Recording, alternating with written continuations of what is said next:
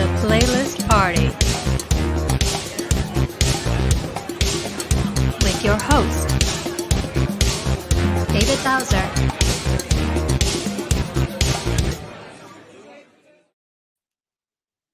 Hey, it's GW Party Playlist time again. This is my second episode, and good God, is it already the second one? I have a lot to talk about today. I thought I'd take a little bit of a left turn and not just present songs that I like or whatever, but talk a little bit about an instrument that I think was, well, first of all, really inspired me as a young man. And it was kind of developed late in, like it's not like a guitar or drums have been around for hundreds of years.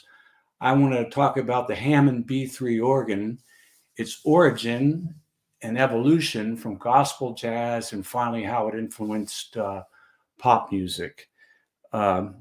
Really, really interesting.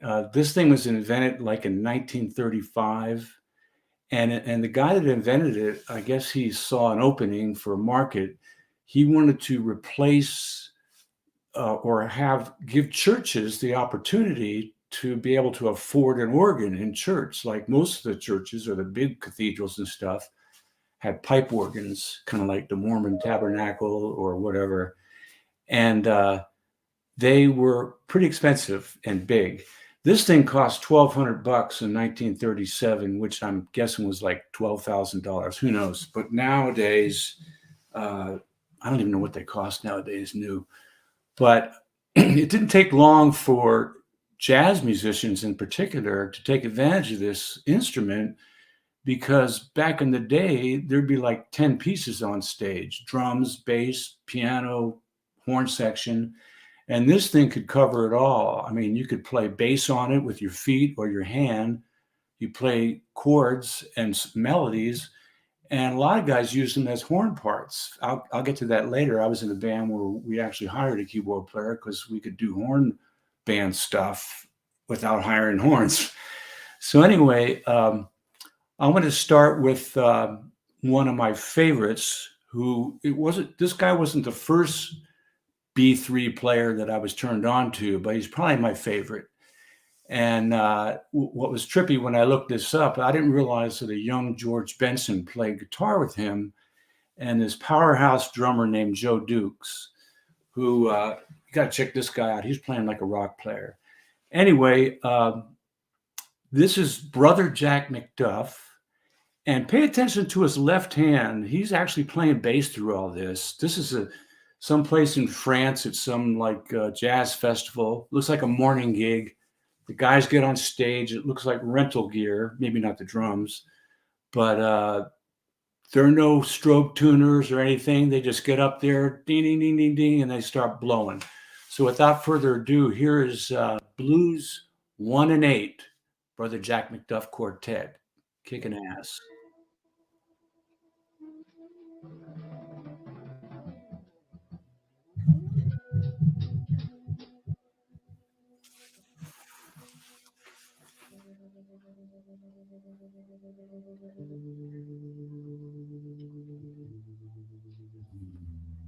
Love the count off. Check it out.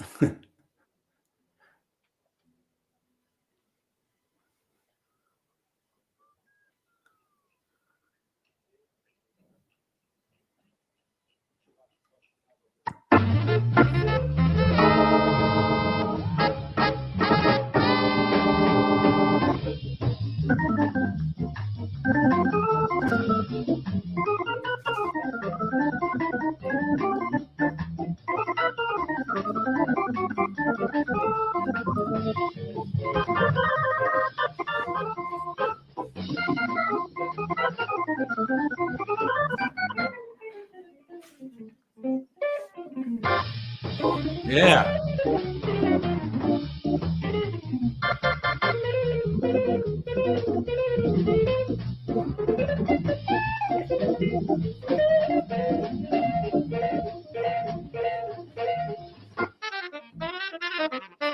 It's Red Holloway on sax.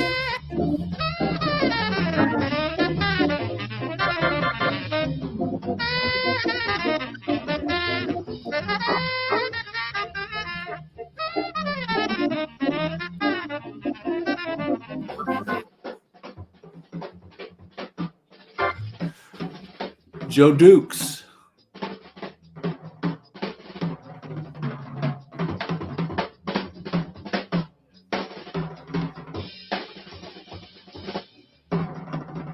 For you D-dub drum players, oh, yeah. Joe was playing a set of Camco, which was the precursor to D-dub.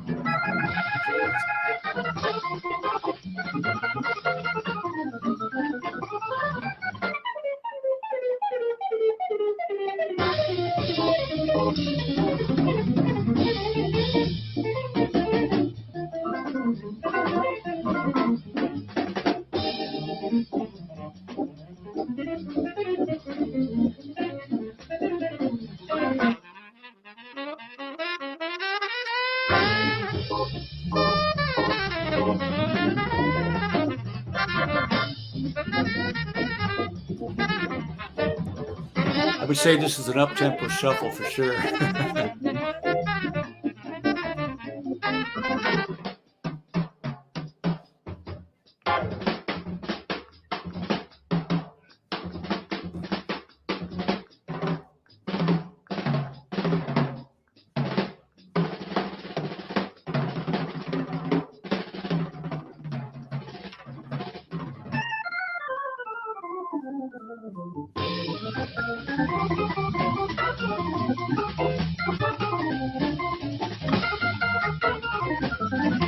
I think these guys have had their coffee. What do you think?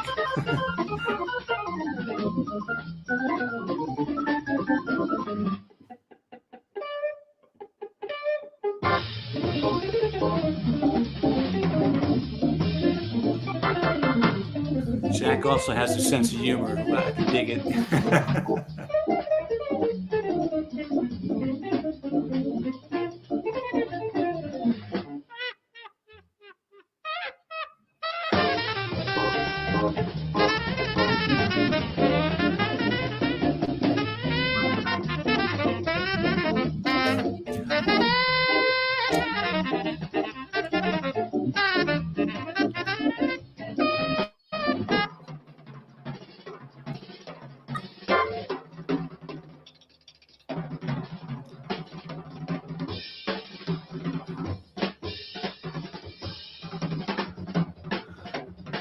He's bad.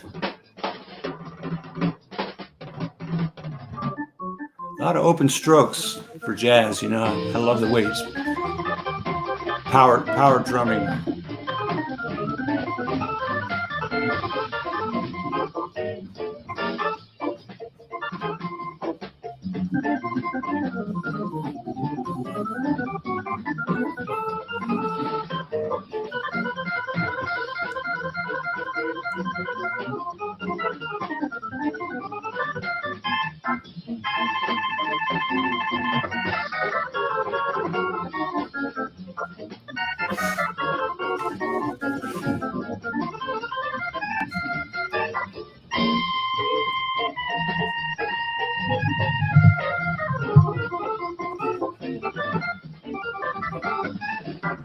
Yeah. Can you believe he's playing bass with his left hand and doing this? Jeez.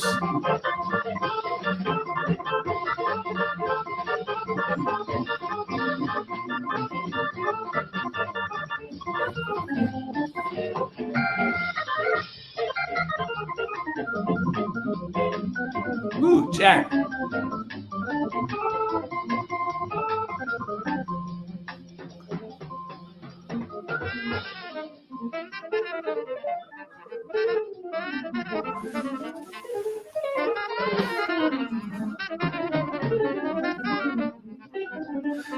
They do something a little avant-garde here. It's kind of trippy. They break time, even though it's still grooving. And the way they come out of this is really cool. It's really theatrical.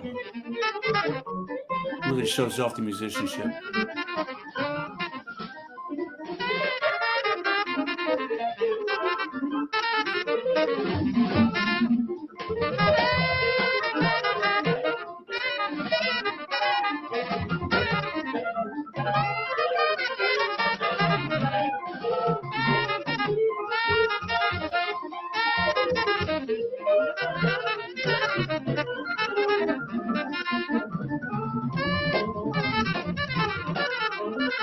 The way Joe Duke sets this up is all rock. Check it out. It's just slamming.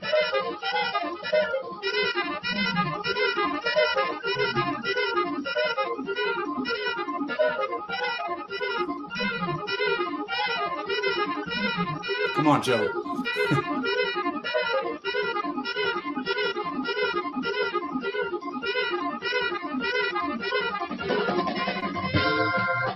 Yeah.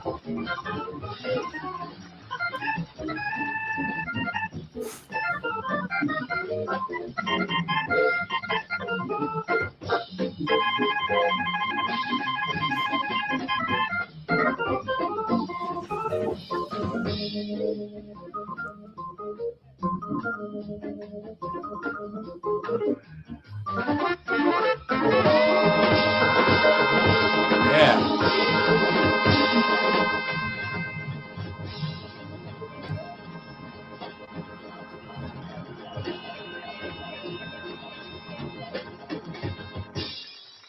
Brother Jack McDuff. Oh my God. How awesome was that? I don't care if you dig this music or not, you got to appreciate the energy. I'm going to move forward now, approximately 17 years in the future. I'm jumping around here chronologically.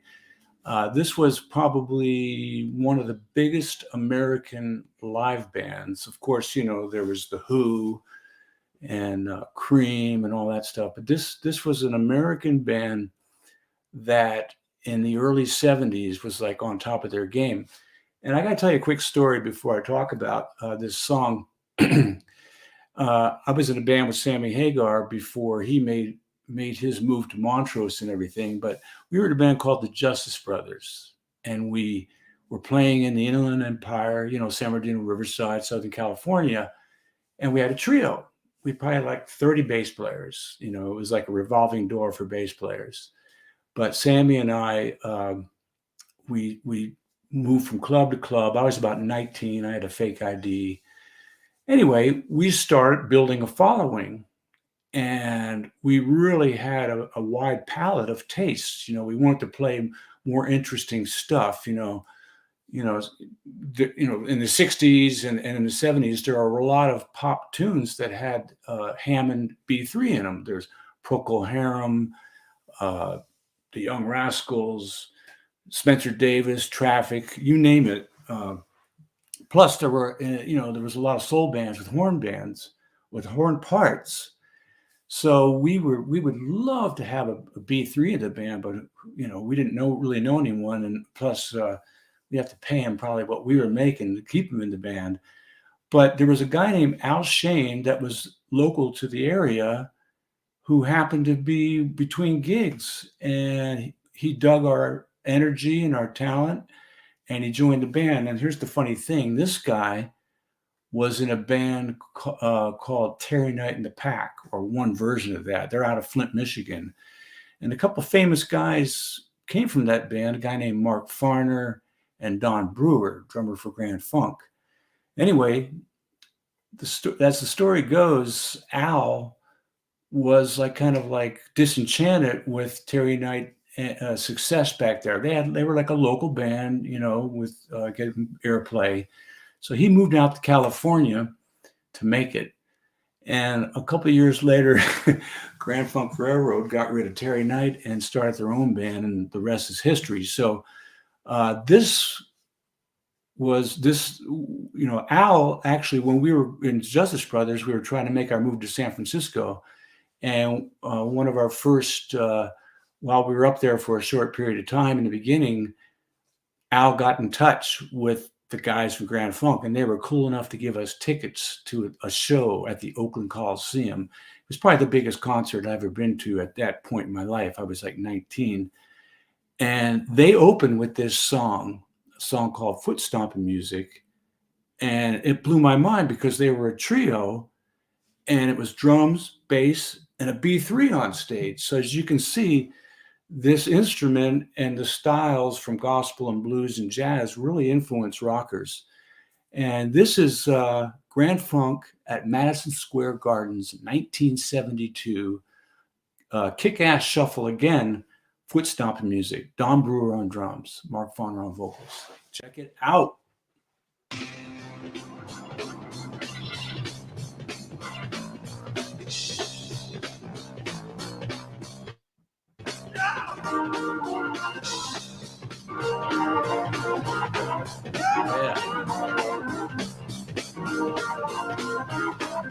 Come on, everybody. We're gonna have a good time. Give me all the love that's in you. I'm gonna give you mine. I wanna get some hand. I want you to get in the groove. We're gonna play this one step of music. Everybody get on the move. Yeah. Don is giving it up.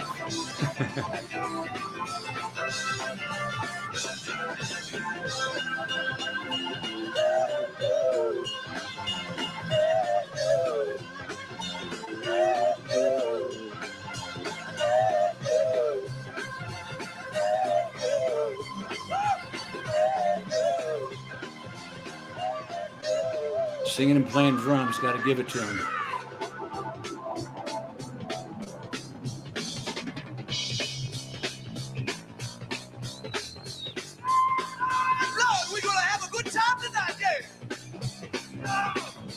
Everybody want to. Everybody want to. Everybody want to. Everybody want to. Everybody want to. Everybody want to. Yeah, Grand Funk is definitely killer.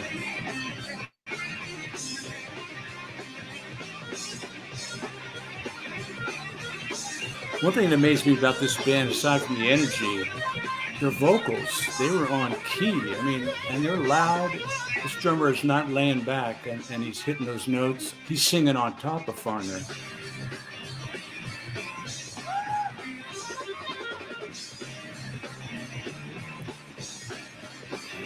To me, it's evident that the evolution from gospel music, too, because this has got gospel-y roots in it. You know, the groove, what he's saying. Let's all have a good time. Praise the Lord, right?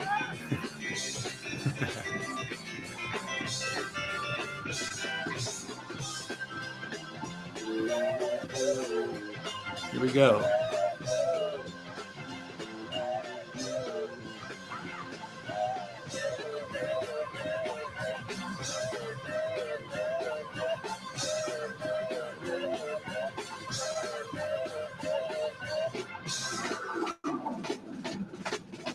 Playing those Joe Dukes rolls on drums, if you ask me.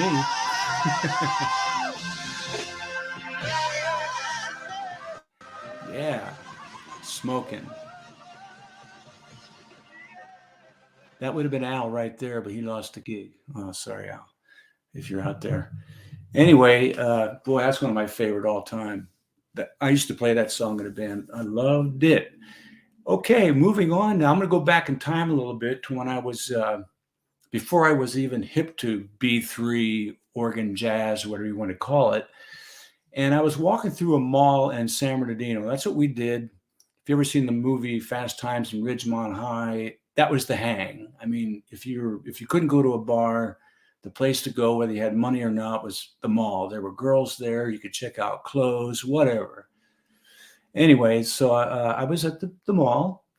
And I was walking past a record store, and in those days, you know, if you know what a record store is, they didn't have a front door. It was just like a great big opening, and then during the evening, they put down that rack that was like whatever, metal, so people couldn't steal stuff. And you'd walk by the record store. This is like 1970, and whoever's behind the counter is playing whatever is new. Whatever they like. So it was a way to attract people into the store. If there was a Sgt. Pepper was out, they'd be blasting that. So I was walking by the store and I heard a familiar song. I heard Aquarius. I went, wait, that's Aquarius, you know, like the Fifth Dimension or whatever. But it wasn't, it was instrumental, and it was cooking, and it had this like kind of Afro-Cuban groove. And I just, for some reason, I was like a moth to the flame. I was like, I like this. I was totally into rock and blues and R&B. I really wasn't a jazzer, but it was the first time I bought a record sight unseen. Well, I mean, I saw it. I said, who is that? I want that. And this guy's name is Charles Earland. His nickname was the Mighty Burner. I've seen him since then in a couple of videos, which I couldn't locate. And the guy is a burner. And this is Idris Muhammad on drums, New Orleans cat. And they're playing their version of Aquarius. Check out Charles Earland.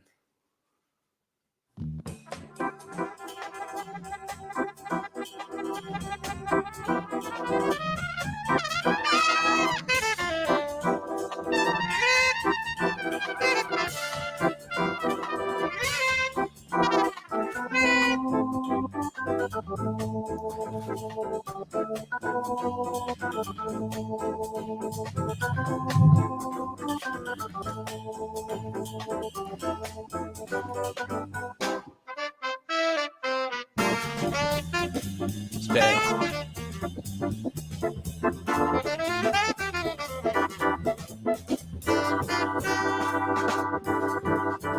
Now this guy plays the bass with the foot pedals. There's no bass player in this on this cut.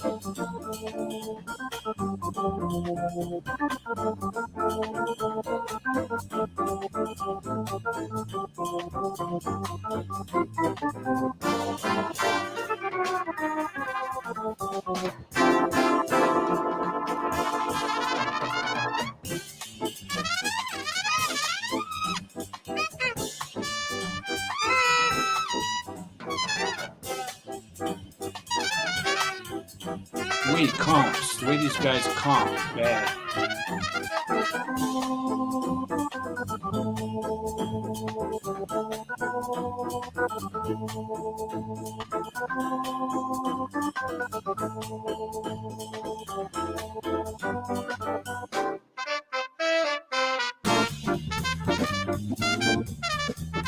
I don't know if you can hear the bass on this, but he's smoking.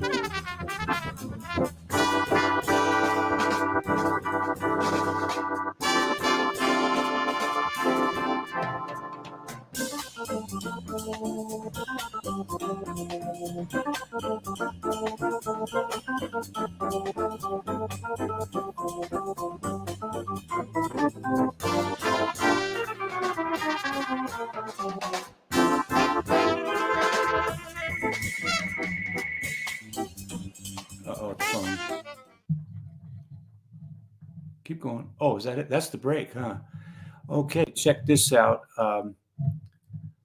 Idris Muhammad is playing something, and because they took a drum break, like a lot of jazz, arrangements, obviously, each musician gets a little piece. Well, as a kid, I was trying to figure out, what's he doing? I mean, I could hear the bell a little bit. So this is him. They break down, let him take a little solo. It's not really a solo. He's just kind of vamping on the groove. But he's playing the first Afro-Cuban thing I learned. It was kind of like a, let's see. Anyway, it's really cool. The way he put that against this groove, and then they bust into the straight ahead jazz. Anyway, this is Idris Muhammad Groove Studio.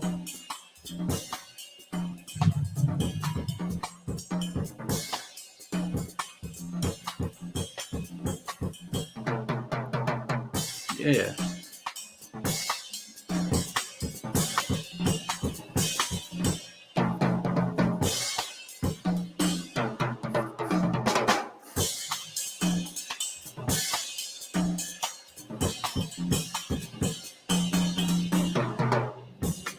I guarantee this was the first take.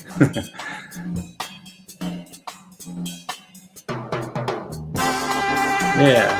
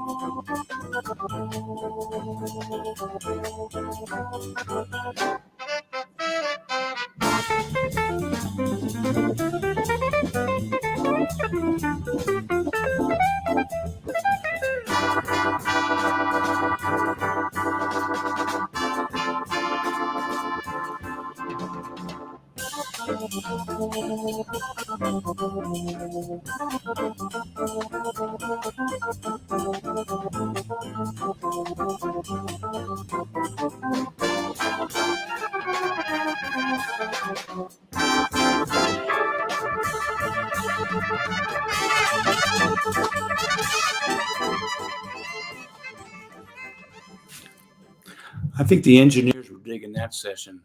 This guy's from Philadelphia, the mighty Burner.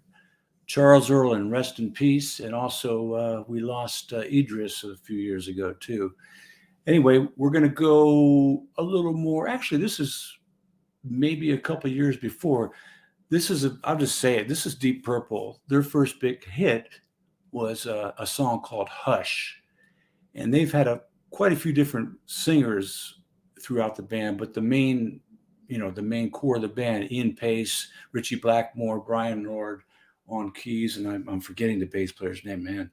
But anyway, this is trippy because I wanted to add this because this song really utilizes the B3, not just as like, I mean, there were a lot of pop songs that had organs in them, but he's using all the percussion, not to, no pun intended, he pulled all the stops out, but like the song starts out with him wailing on the keyboard, and Deep Purple really utilized the B3 like a lead instrument. Guitar was obviously in the band. Richie's, badass, but Brian Lord established himself, in like as a major rock band guy playing lead B3. And now this is a trip. I'm sure you guys are hip to a guy named Hugh Hefner, who started Playboy magazine. In the late 60s, he had a TV show called Playboy After Dark, which was kind of like, I don't know, what do you call it today? Like virtual reality TV. I mean, this was really supposedly cameras in a place where there's like chicks dancing and, movie stars or whatever, and they're all dancing, hanging out and partying. And so the band's kind of set up in the living room. It isn't a sound stage or whatever. What impressed me about this, how tight the band is, and you can tell they're not playing as loud as they usually would. Ian Pace is just, his finesse is phenomenal. But here's Hush, Deep Purple, 1969-ish. I don't know. Glasses. You had your first big hit was Hush. That's right. And I think that it would really groove the kids if you did that. The kids.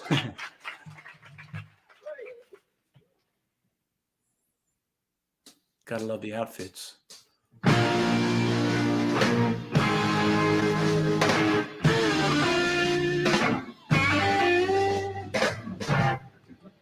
There it goes.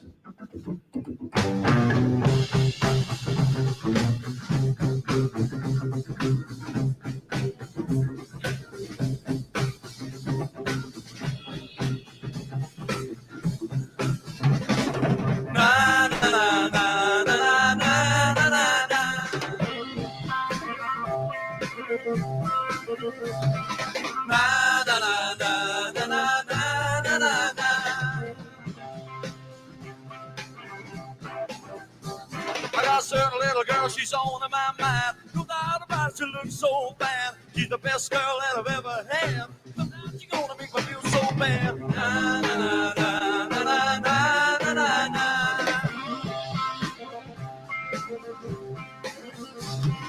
Na, na, na, na, na, na, na, na.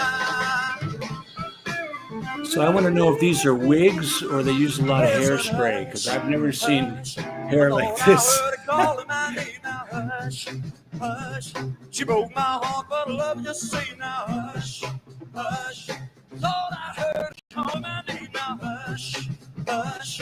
I need her loving and I'm not to blame now. Oh, every morning, every evening, oh, every evening. Oh, God, gotta have it.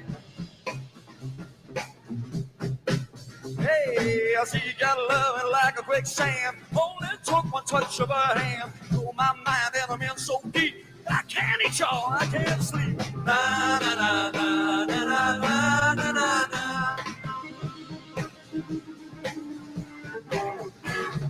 Na na na na na na na na.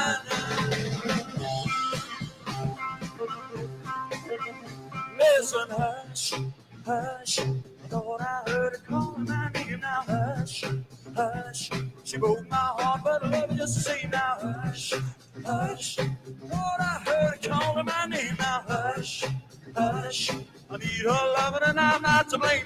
Oh, in the morning, I'm thinking I need him. Oh, that need it. The drummer is not holding back. Here we go, Brian Lord, lead B3.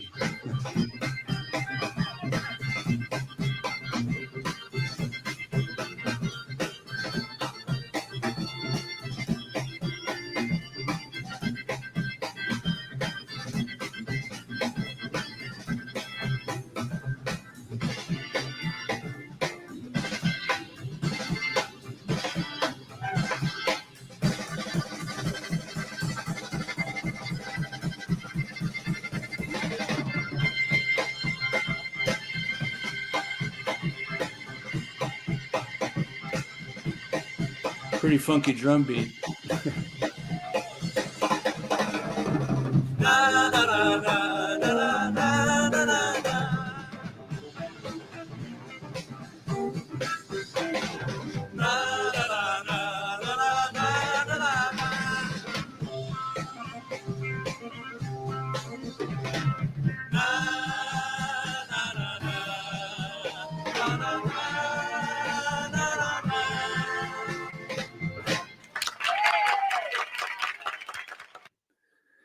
Got to admit, well, to me anyway, to be that tight and give it up in that environment, I don't know. You know, for us musicians, that it's kind of intimidating to be in whatever. You know. Next song is one of my fave Deep Purple songs. I mean, we've all heard about Smoke on Water. I love this from Live in Japan, Highway Star, and you can see they have a new singer. It's still the same band, but they've kind of, you know, lost some of the cheesy clothes and the hair kind of came down. And this band once again proves how good a band they were, whatever, how tight they are. I think they might be better live than on their recordings, but check out Highway Star, Live in Japan.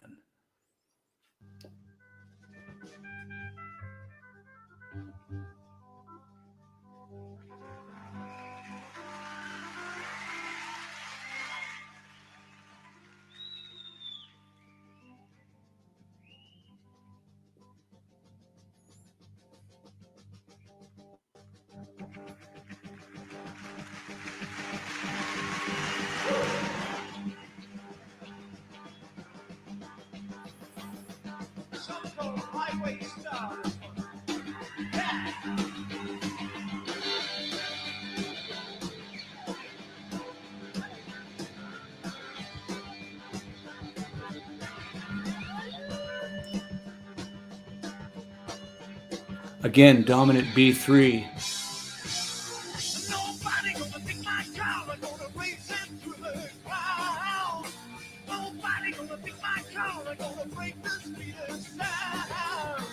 Oh, it's a killing machine. They got everything. I can drive the crowd, fix my time with everybody. I love it, and I need it. I need it.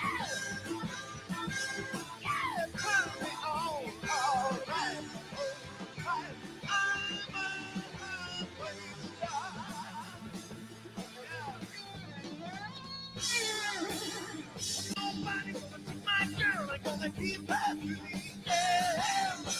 Nobody gonna take my girl, she plays both on everywhere. Oh, she's a killer machine, she got everything.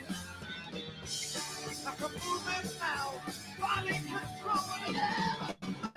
I got it, and I need it, yeah. Yeah, she turns me on.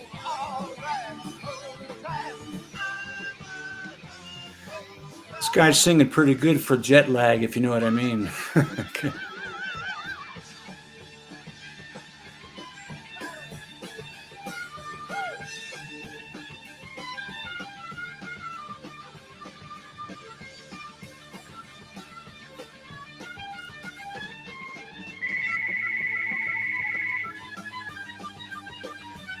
Spam calls coming in. Sorry about that.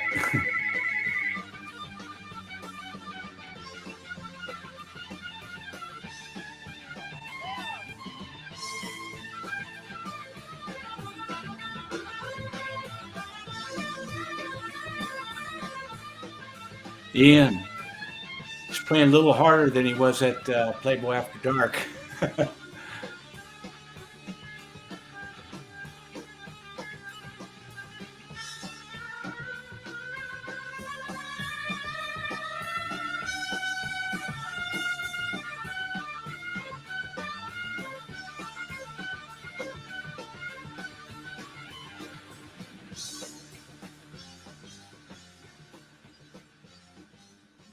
Yeah. Could have let that one go all the way, but I wanted to kind of, focus on the B3.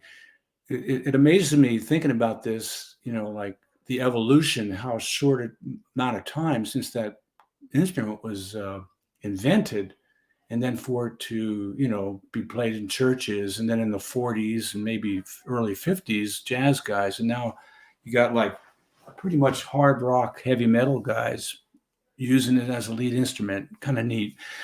Which leads me to someone that we've all heard of.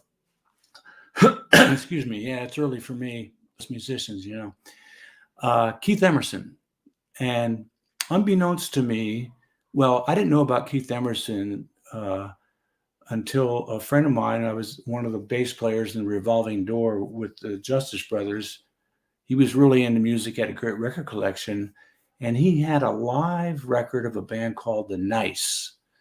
And he played it for me. And I couldn't find the track that he played. But anyway, what struck me is this guy on the B3 again was doing kind of what Jimi Hendrix was doing in a band on guitar. It wasn't just like, Deep Purple blowing and stuff. It was pyrotechnics and like crazy. So I'm going to play a little taste of Keith Emerson in a band called The Nice. And again, it's a trio. This one has no guitar. Well, it's got bass. And this was before Emerson, Lake and Palmer. I think this is like 1969, 70. I don't know. But here's, what's the name of this song? I think it's called Country Pie or something like that. The Nice.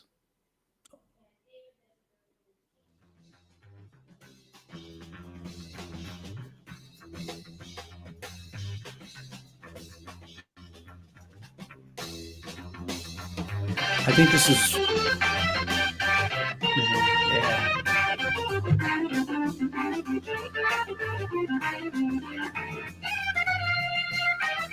Kind of has a Dixieland feel. This is probably as funky as Keith Emerson gets.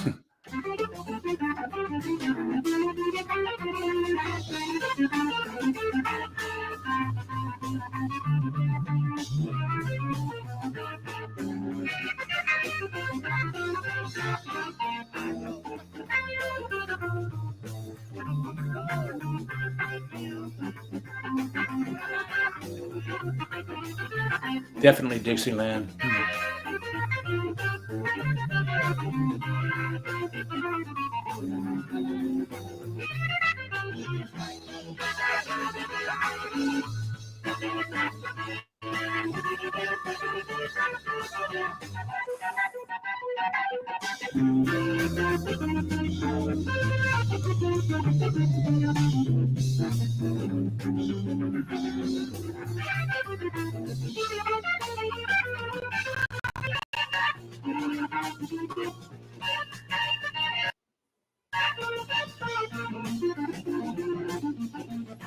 I wonder if anybody remembers those watches that were like leather, like some Roman wristband with a.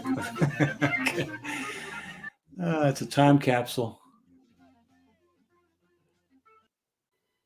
Anyway, that wasn't really outlandish, but I wanted to show Keith Emerson before he became, started Emerson, Lake and Palmer, which were huge. They were a big band in the early 70s and throughout up into the 80s.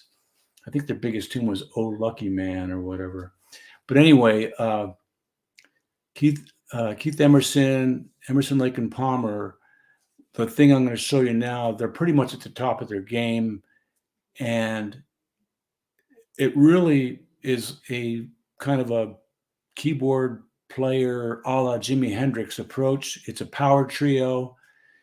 And what's interesting is from the very first thing I played with Brother Jack McDuff, and then it just seems like the format hasn't changed much. Like there's the drum solo, they're blowing, whatever, they go back to the head, they vamp, whatever. But here is Emerson, Lake and Palmer, I think 1972, pretty big concert. It's really long, so we had to cut it up a little bit. I don't even know the name of this song. Maybe Jules knows. Help me out, Jules. But here's Emerson, Lake and Palmer, Crazy.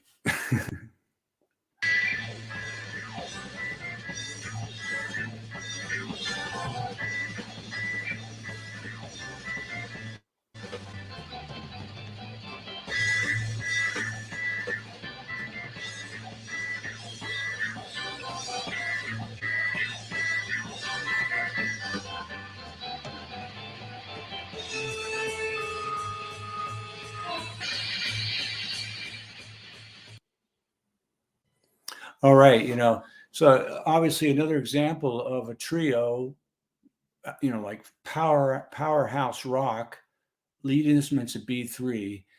Now we're going to we'll take a little pause here and go into Carl Palmer's drum solo. And the thing I trip out on two things. I know that he was a big Buddy Rich fan, so the way he comes out of this solo to cue the band is so Buddy, but it's also the same way Joe Dukes kind of cued Brother Jack McDuff, So here's Carl Palmer, some of Carl Palmer doing his thing.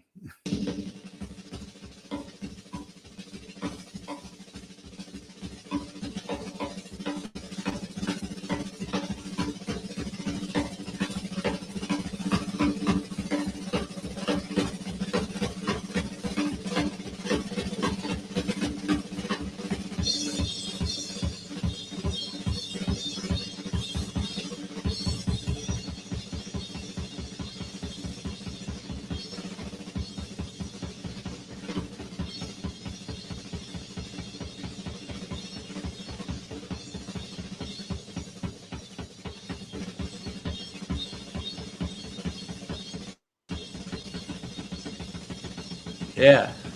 Ooh.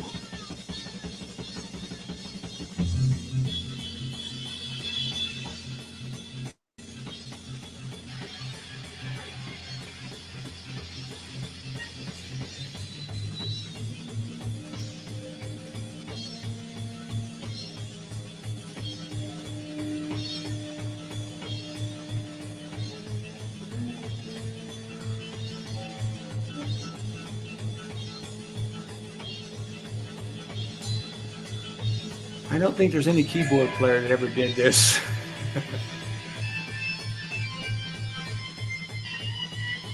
And I'm guessing they gutted this thing because those things weigh at least 200 pounds.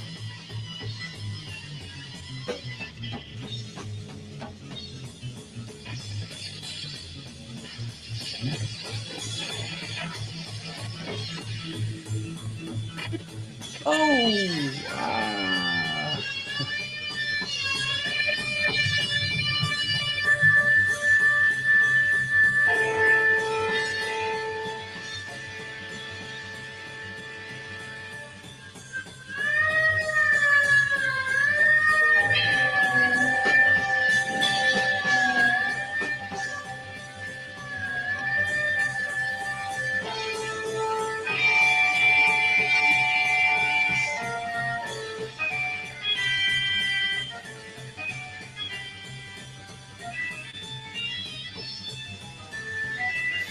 About the only thing this guy doesn't do is set his keyboard on fire.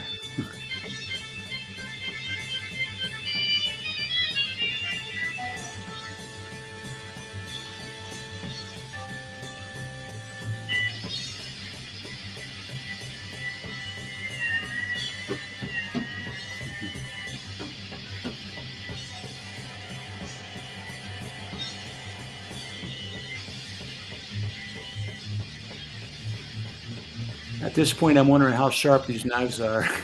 Good God.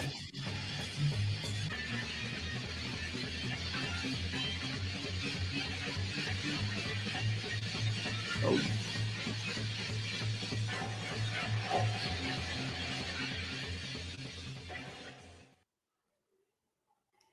There he goes. Well, I hope you enjoyed the history course in the B3 organ.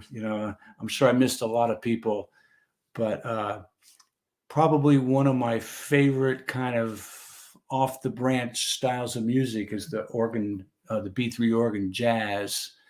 And I don't even know if it's prevalent now, but this was a blast. I hope I see you again soon. Jules, thank you. DW drums, the best. Come on. Anyway, love y'all.